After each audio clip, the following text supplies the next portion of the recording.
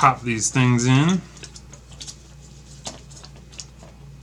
Be real careful so you don't break up the blade off. There we go. You almost got to rotate the fan blade as you're pulling it through. Ooh, that is so tight.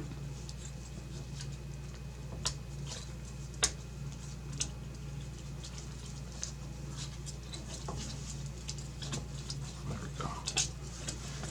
Whew, I was a little worried for a second. And then we'll do the same thing on the other side. Just kind of got to switch from side to side and get the fan blade that works. Alright, that one went way smoother. Alright, so first we'll get these back mounted in.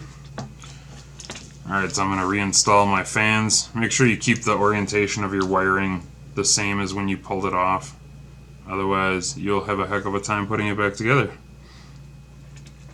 Alright, so it's just reinstalling the same 3 screws. I'm going to get one just set in there a little bit so I can pivot off of it if I need to.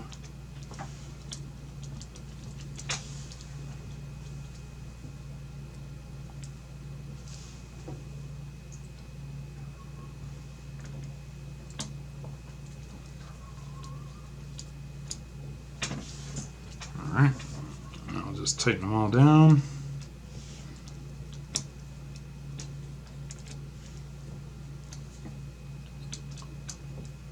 There's one done.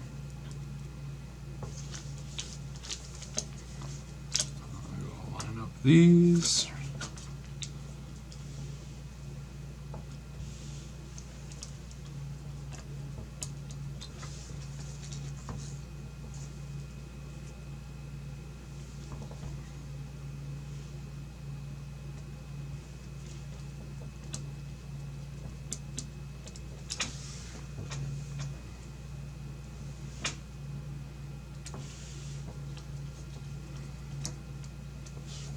Alright, now your fans are back installed.